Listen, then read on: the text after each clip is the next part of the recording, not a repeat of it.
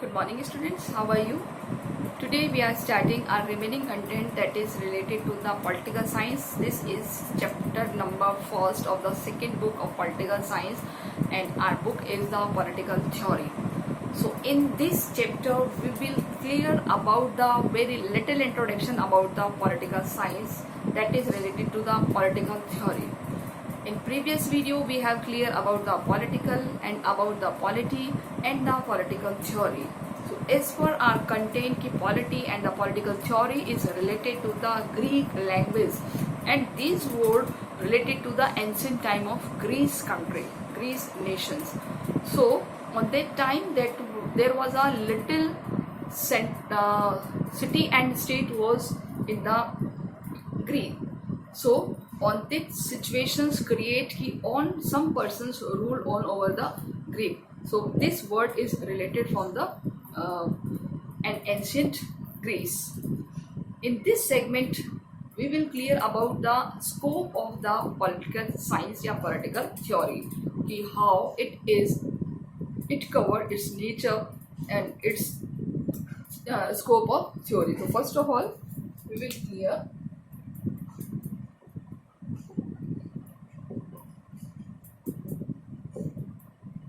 yes, so let me start nature and scope of political theory.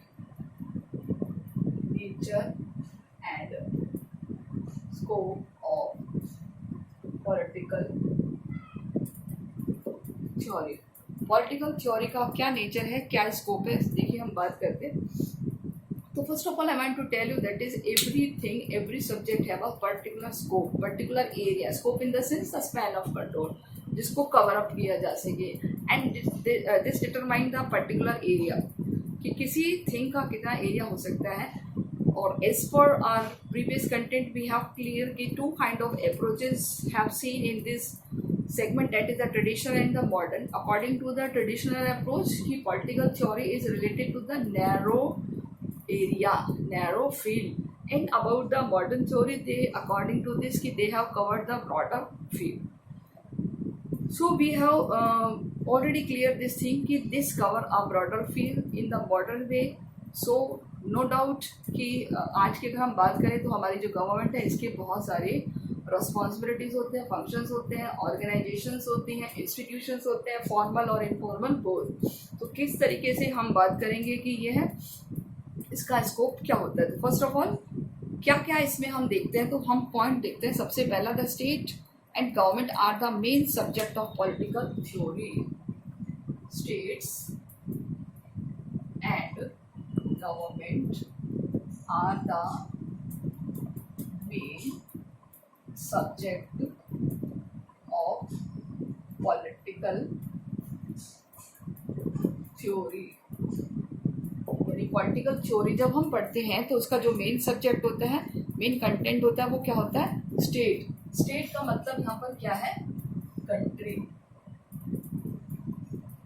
Okay, state का मतलब कोई राज्य नहीं, स्टेट का मतलब कंट्री. यानी कि जब हम किसी देश की पॉलिटिक्स के बारे में पढ़ते हैं तो हम क्या पढ़ते हैं? उस देश के बारे में और उस देश की सरकार के बारे में पढ़ते हैं. क्लियर? तो अब देखिए इसका स्कोप ब्रॉडर है ना, यानी कि हमने उस कंट्री के बारे में पढ़ा और उसकी एक स्ट्रक्चर के बारे में पढ़ा कि कैसे वहाँ की गवर्नमेंट काम करती है, what is the limit, what is the function of the government. Second we will discuss that is study of power of government. यानी कि वहाँ की गवर्नमेंट की क्या पावर है, पॉलिटिकल थ्योरी किस तरीके से काम करती है, उनको सोशली इकोनॉमिकली कैसे डिस्ट्रीब्यूट किया गया. The study of power of government in the sector of political economic, यानी कि पॉलिटिकल और इकोनॉमिक सेक्टर में उनको कितनी पावर दी गई है. And the social national and international, यानी कि उनकी गवर्नमेंट की क्या पावर है, किस लेवल पर, नेशनल लेवल पर और इंटरनेशनल लेवल पर उनकी कितनी पावर है, उस सब का भी हम इसमें अध्ययन करते हैं। अब हम बात करते हैं wider scope of the subject, यानी कि there is wider scope of subject.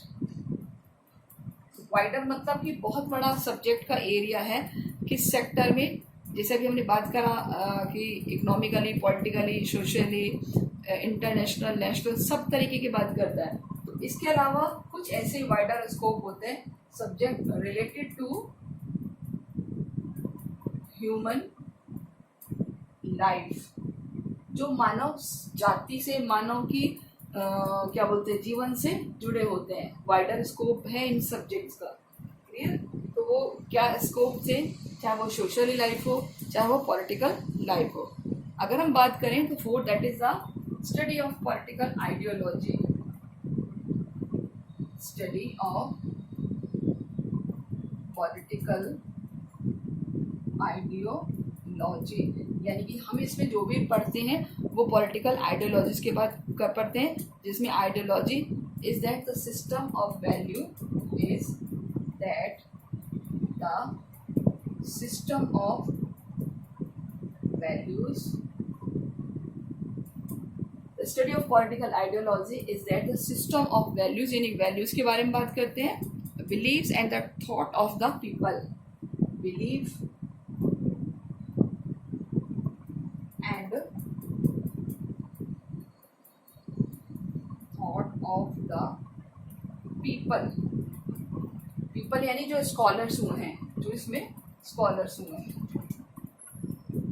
जो विद्वान हुए हैं, उन सब के बारे में भी हम इसमें पढ़ते हैं। अब हम बात करते हैं कि इसमें और क्या क्या है, इसका जो एरिया है और कितना बड़ा है। इसमें है कि the study of association, institutions of this subject, we have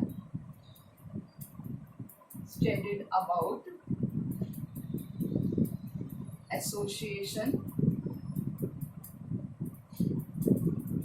यानी कि डिफरेंट एसोसिएशंस, ग्रुप्स होते हैं ना, उसको बोलते हैं association and institution, and institutions, चाहे वो कोई सा भी इंस्टीट्यूशन हो, किसी भी सेक्टर से जुड़ा हो, उनका एस्टेब्लिश किया हुआ है, establish in the state, established in the state. Clear? कि इस सब्जेक्ट में हम क्या पढ़ते हैं, अबाउट द एसोसिएशंस, इंस्टीट्यूशन, वो कैसे एस्टेब्लिश हुए हैं किसी स्टेट में, किसी देश में, ये हम सब इसमें पढ़ते हैं। 6 क्या पढ़ते हैं इसके अलावा हम, about the study of right and duties of, about the rights and duties of citizen of nation, यानी कि हम इसमें और क्या पढ़ते हैं कि हमारे जो नागरिक हैं उनके क्या राइट्स हैं, क्या ड्यूटीज़ हैं अपने देश के प्रति, अपने गवर्नमेंट के प्रति। क्लियर? बिकॉज हम जानते हैं कि जब तक गवर्नमेंट हमारे लिए कुछ राइट्स, रिस्पॉन्सिबिलिटीज़ नहीं देगी, तब तक हम डेवलप नहीं करेंगे। क्लियर? तो about the right and duties of the citizen. देखिए, आपको ये क्वेश्चन करना होगा, मैं आपको होमवर्क में दूंगी, describe the scope of political theory. तो आपको अभी ये 6 हैं, as it is note down करना है, इनको और एलिब्रेट नहीं करना, आपको इस तरीके से लिखने हैं। अब हम बात करते हैं इसमें point number 7,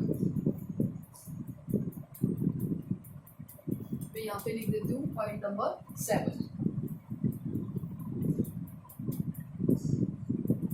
okay, that is the study of political parties, नजर आ रहा है, political parties and pressure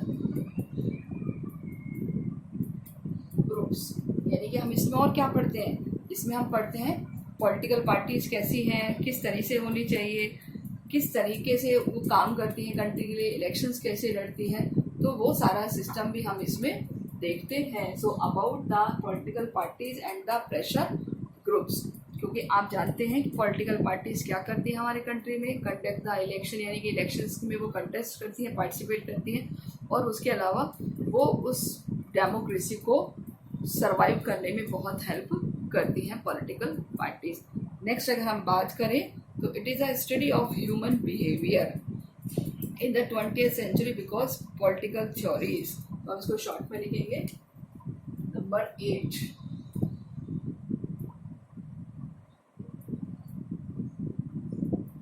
study of human behaviour, मानव के व्यवहार का अध्ययन. देखिए अगर हम बात करें तो हमारे जो सोसाइटी है आज के टाइम में इन द 21st सेंचुरी की जो एक ह्यूमन बिहेवियर है वो रेगुलरली कंटिन्यूसली चेंज चाहता है. हम एक जैसे टाइप होके नहीं रहना चाहते, तो गवर्नमेंट भी उसी अकॉर्डिंग हमारे लिए कुछ फंक्शंस, कुछ ड्यूटीज़ को कंप्लीट करती है. So in this segment we can say कि our government had a very wider scope which is related to the human behavior, human ideology, because human ideology want to develop every time, want to change every time. So it determines some factor which are responsible for the development of human being. So political theory provide the facility, provide the कुछ basic needs जो कि human behaviour से related हैं. And next अगर हम बात करें that is the study of policy formulation, कि कैसे पॉलिसी बनाई जाए.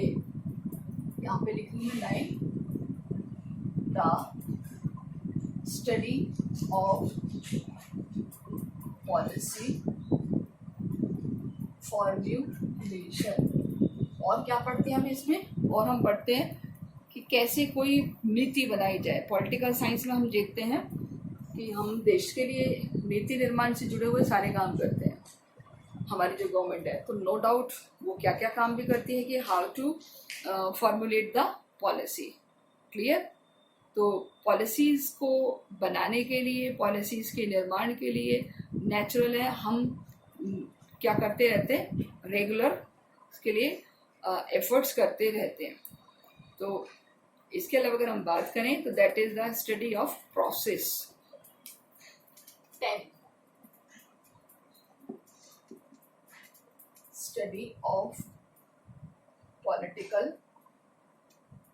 प्रोसेस, यानी कि इसमें हम क्या पढ़ते हैं, जो पॉलिटिकल प्रोसेस होते हैं, पॉलिटिकल प्रक्रियाएं होती हैं कि किस इंस्टीट्यूट के क्या वर्क हैं, कौन सा ऑर्गन क्या काम करेगा.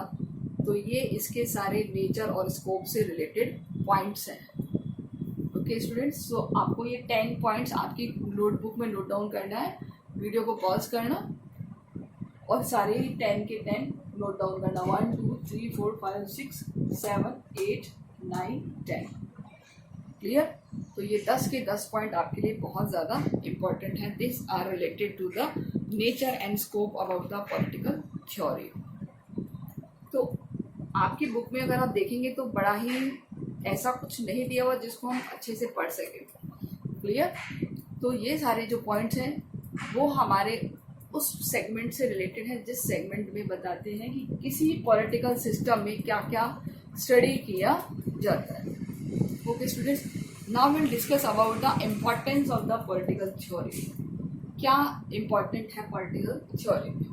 Okay, so this is the हमारा क्वेश्चन क्या बनेगा, nature and scope of the political theory. तो 10 पॉइंट आपको ये नोट डाउन करने. नेक्स्ट,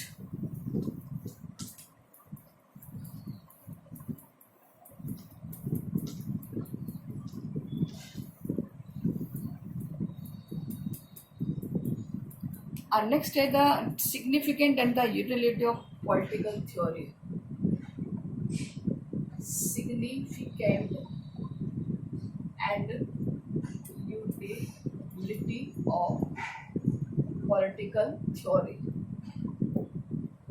पॉलिटिकल थ्योरी की क्या पहचान है, क्या सिग्निफिकेंस है और उसकी यूटिलिटी क्या है, यानी उसकी यूज क्या है, उसकी इम्पोर्टेंस क्या है। तो ये हम इस सेगमेंट में देखेंगे। तो फर्स्ट ऑफ ऑल कि ये क्या कैसे हेल्प करती है, यानी कि अगर हम बात करें तो मॉडर्न टाइम में जो political theory in the it's not a sphere of life, यानी कि हमारी लाइफ के साथ तो जुड़ी है, बल्कि हमारे ये प्रेजेंट पॉलिटिकल एरिना से भी ऐड है। यानी वर्तमान में जो पॉलिटिकल थ्योरीज है वो हमारी एक ऐसी आइडियोलॉजी प्रिपेयर करती है जो कम्प्लीटली हमारे ट्रेडिशनल पॉलिसी से अलग है, यानी मॉडर्न को फॉलो करती है। So political theory has a great significance in the present scenario in the political science. The political does no effort to welfare of society. यानी कि इसका जो मेन पर्पज है वो क्या है, हमारी सोसाइटी के लिए वेलफेयर के काम करना, वेलफेयर इन द सेंस कल्याण के काम करना, सोसाइटी का डेवलपमेंट करना। तो इसीलिए पॉलिटिकल थ्योरी की इम्पोर्टेंस है। और क्या क्या इम्पोर्टेंस है तो वो हम देखते हैं वन बाय वन, ये भी ऐसे पॉइंट्स में हमें करनी होगी। सबसे पहले हम बात करें to help to understand the political reality. Political theory help to understand, देखिए यहाँ मैं आपसे शॉर्ट में लिख रहे हैं इसको, बट आपको एक्सप्लेनेटिव रहेगा, help to understand the political reality.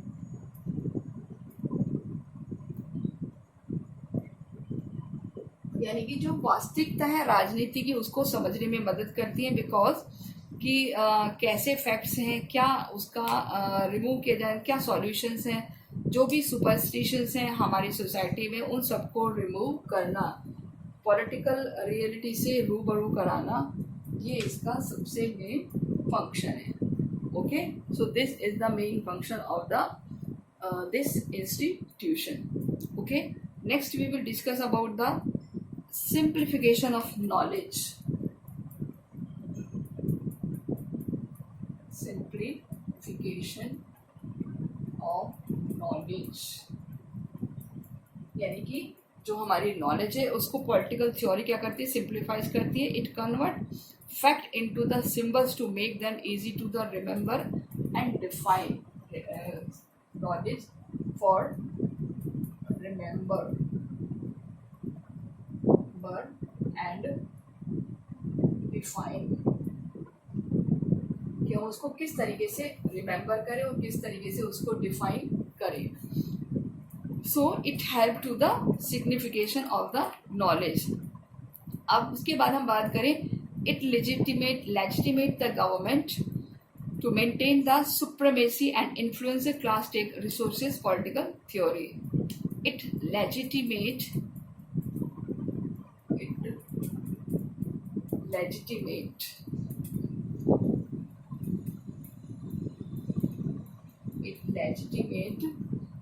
The government,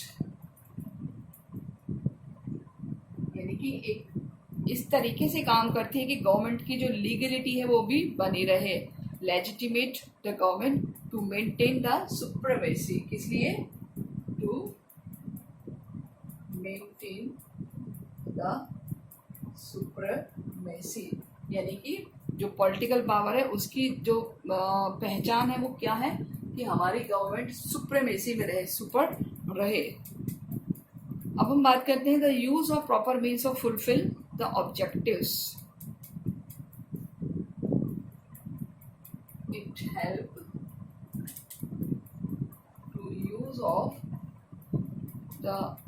use of proper fulfill the objective, fulfill the objectives, यानी कि ये हेल्प करती है कि जो हमारा ऑब्जेक्ट है, हमारी लाइफ का उद्देश्य क्या है, उसको पूरा करने में हेल्प करती है पॉलिटिकल थ्योरी। ठीक है, सो जितने भी पॉलिटिकल फैक्ट्स हैं उस सब में एक बैलेंस बनाकर चलना। तो इट हेल्प टू यूज और फुलफिल द ऑब्जेक्टिव, जो हमारे उद्देश्य हैं उनको हेल्प करने में, उसको अचीव करने में हेल्प करती है। इसके अलावा help to resolve the problem, help to resolve the problems, यानी कि अगर कोई प्रॉब्लम है उसको किस तरीके से सॉल्व करना है, पहले वो प्रॉब्लम किस तरीके से थी, यानी it development other problems to hinder the growth. Political theory means to control and resolve the national और international problem. Resolve the problem that is related to national or international. If can short problems of war, sovereignty or nationality. अगर वो problem हमारे देश से, देश के war से जुड़ी है तो भी. ओके, इसके लिए अगर हम बात करें तो नेक्स्ट अगर हम बात करें तो इम्पोर्टेंस ऑफ रिसर्चर्स.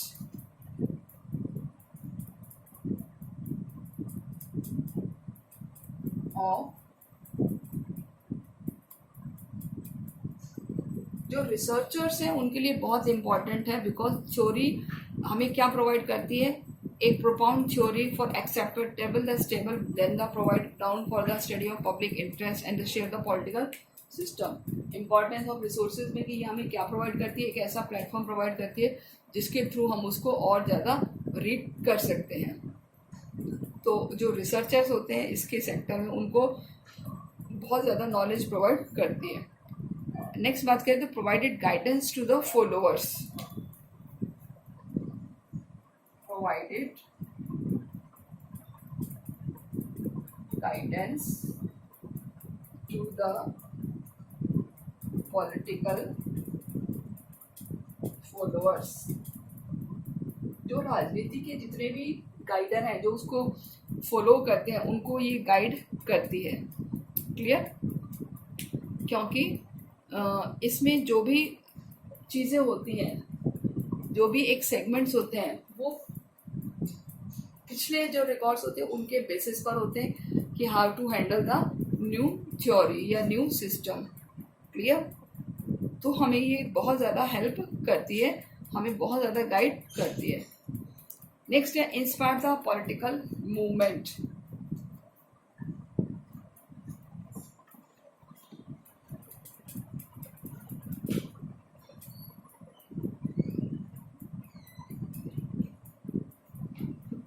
यानी कि जो भी पॉलिटिकल मूवमेंट्स हुए हैं उनको ये इंस्पायर करती है.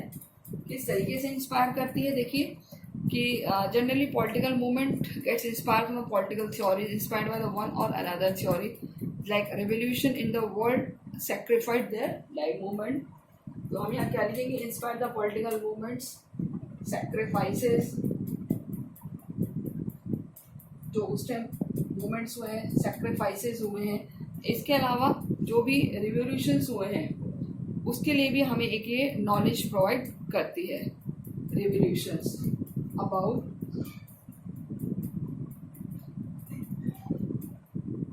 तो ये हमें क्या इंस्पायर कर रही है, पॉलिटिकल मूवमेंट, सैक्रिफाइसेस और रेवोल्यूशन से रिलेटेड जो भी स्टोरीज हैं उनको बता करके हमें ये इंस्पिरेशंस प्रोवाइड कर रही है. Next we will see about the to understand the social changes. It helps to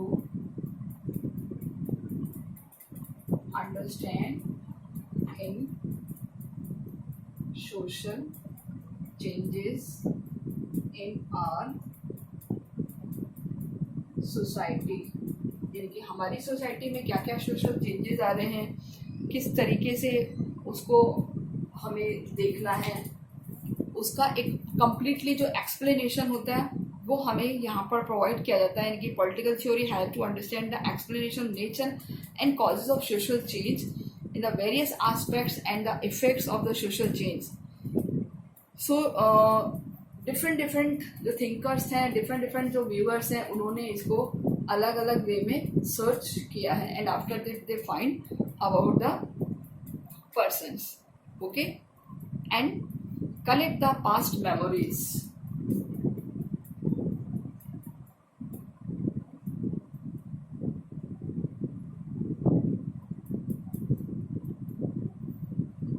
And prepare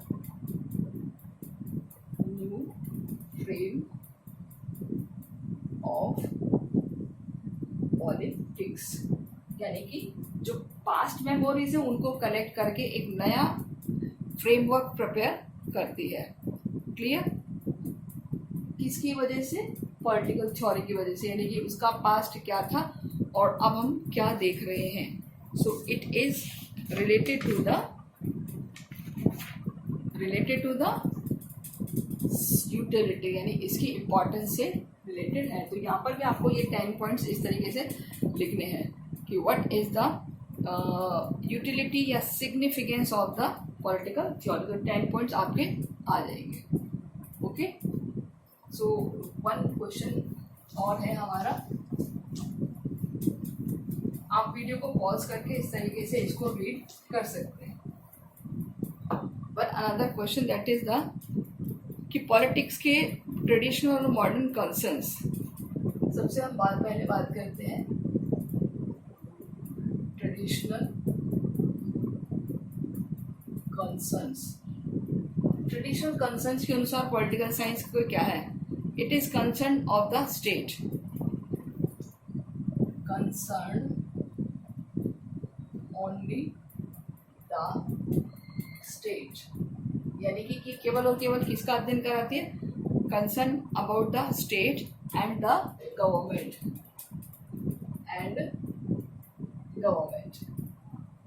ये कौन कहता है? ट्रेडिशनल वाले। ठीक है, कि यहाँ पर केवल और केवल क्या किया जाता है? किसी स्टेट के बारे में पढ़ा जाता है या फिर उस स्टेट में काम करने वाली गवर्नमेंट की, कि गवर्नमेंट को क्या करना है, उसके कितने ऑर्गन्स होते हैं, उसकी क्या क्या ड्यूटीज होती है, क्या क्या रिस्पॉन्सिबिलिटीज होती है। Second, concern with the political thought. Second, concern of political thoughts, यानी कि जो पॉलिटिकल राजनीतिक के विचार होते हैं, चाहे वो किसी पर्सन के हों, चाहे किसी सोसाइटी से रिलेटेड हो, socialism, communalism, anarchism, fascism, Gandhian, यानी उनके जो थॉट्स हैं केवल ये उसका अध्ययन करता है। ये कौन कह रहा है? ट्रेडिशनल वाले। और अगर हम बात करें तो study of man and society. तो ये 3 सेगमेंट है जिससे रिलेटेड जो ट्रेडिशनल्स बिलीव करते हैं।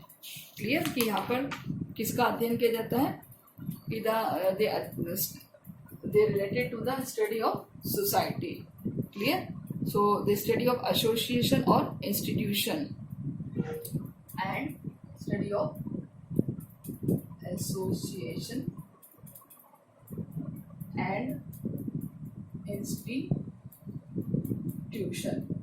इसके अलावा सोसाइटी का और एसोसिएशन का और इनका अध्ययन करते हैं। एंड लास्ट बात करें तो the study of international problem.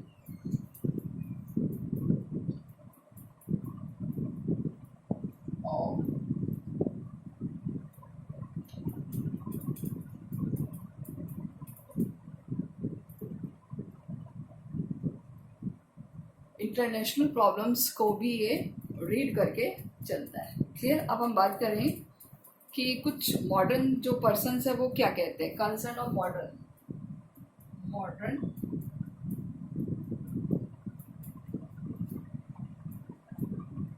Concerns क्या कहते हैं। सबसे पहले हम देखते हैं तो मॉडर्न कंसर्न कहते हैं कि politics is concern with power. Politics is concern with power, यानी कि जो पॉलिटिक्स है वो किससे जुड़ी हुई है? पावर से जुड़ी हुई है। And it is influence the study of power, यानी कि ये पावर को भी इन्फ्लुएंस करती है। किसकी पावर को? कि लोगों पर उसका क्या इफेक्ट है। ठीक है, इन्फ्लुएंस और इन्फ्लुएंसेबल। इसकी बात करते हैं the study of leadership. Politics is the study of leadership. ये क्या कहते हैं कि इसमें नेतृत्व का भी अध्ययन किया जाता है, यानी कि किस तरीके से जो लीडर है उसकी लीडरशिप क्या है, किस तरीके से वो काम करेगा, उसके बेस क्या है, उसके इन्फ्लुएंस क्या है, उसके थॉट्स क्या है। तो all things affected through the by the modern concern. Next is related to the problem and conflicts. Politics is the, देखिए पॉलिटिक्स क्या है? कंसर्न विद विद कॉन्फ्लिक्ट्स, यानी कि विवादों से जुड़ी हुई है, और प्रॉब्लम से, conflicts and problem. Clear? Conflicts और प्रॉब्लम से रिलेटेड है। तो politics is concern with the census consciousness and the cooperation. अगर हम बात करें तो इसमें बहुत सारा कोऑपरेशन भी होता है। नेक्स्ट हम बात करें तो politics is concern with the internationalism.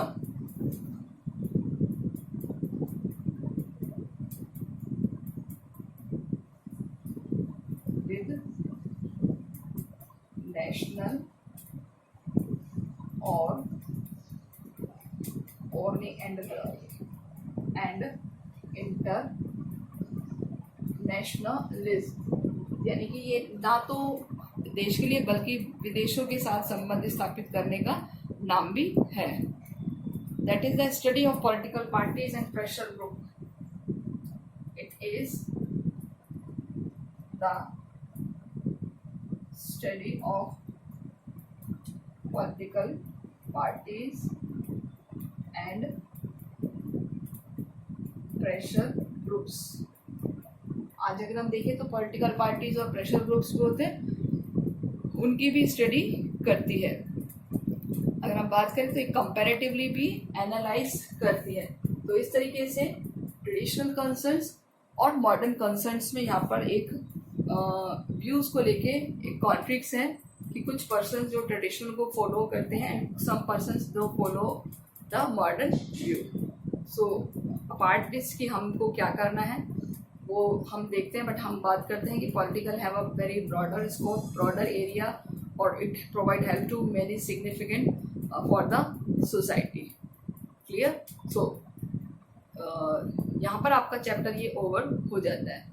Book में आपके कुछ एक दो आइडियोलॉजीज और हैं, वो आपका जब हम वीडियो लेक्चर देखेंगे तो उसमें आपको वो सारी चीज़ें क्लियर कर देंगे, शॉर्ट में है। क्लियर?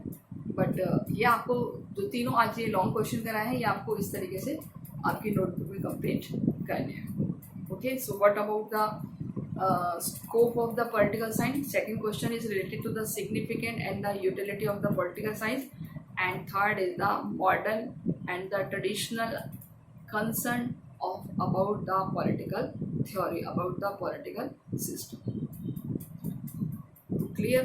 आपको इस तरीके से ये सारी चीज़ें पढ़ते जाना है, समझते जाना है। और यहाँ पर हम बहुत सारे क्वेश्चंस को क्लियर भी कर चुके हैं, और कुछ भी आपको अगर डाउट लगता है तो आप नो डाउट क्लास में आप उसके बारे में जो भी डाउट्स हैं, कन्फ्यूजन है, वो क्लियर कर सकते हैं।